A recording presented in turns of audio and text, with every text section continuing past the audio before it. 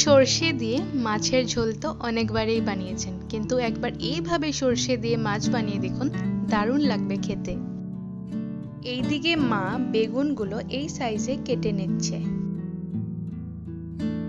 তারপর 2.5 চা চামচ সরষে নিয়ে নিলাম। 3-4টে কাঁচা লঙ্কা দেব।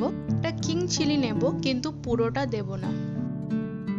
জল দিয়ে ভিজিয়ে রাখবো 10 থেকে 15 মিনিট। তারপর পেস্ট বানিয়ে নেব।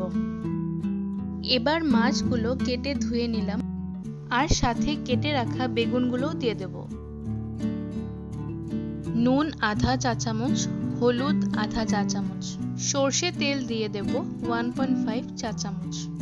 তারপর ভালোভাবে মেখে ম্যারিনেশনের জন্য রেখে দেব 30 মিনিটস। এবার একটা কড়াইতে 1 টেবিলস্পুন সরষে তেল গরম করে নেব। তারপর আধা চা চামচ কালো জিরে দিয়ে দেব। অল্প নাড়িয়ে দিয়ে দেব ম্যারিনেট করে রাখা মাছগুলো। 2 মিনিট মাছগুলোকে মিডিয়াম ফ্লেমে ভালোভাবে নাড়াবো, যাতে মাছগুলো নিচ দিয়ে লেগে না যায়। এবার ওই ম্যারিনেট করা বাটিতে যে মশলাটা রয়ে যাবে সেটাতে জল দিয়ে কড়াইতে ঢেলে দেব। এখন ভালোভাবে নাড়িয়ে হাই ফ্লেমে 2 থেকে 3 মিনিট রেখে দেব।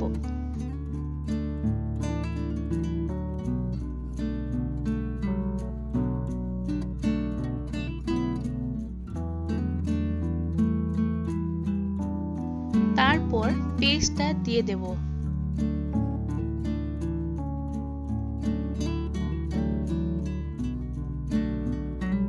এবার মিডিয়াম ফ্লেমে রেখে দেব 3 থেকে 4 মিনিট।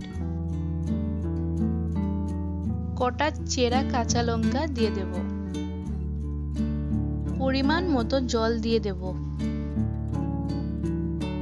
এবার হালকা ভাবে মাছগুলোকে নাড়িয়ে হাই ফ্লেমে রেখে দেব 2 থেকে 3 মিনিট।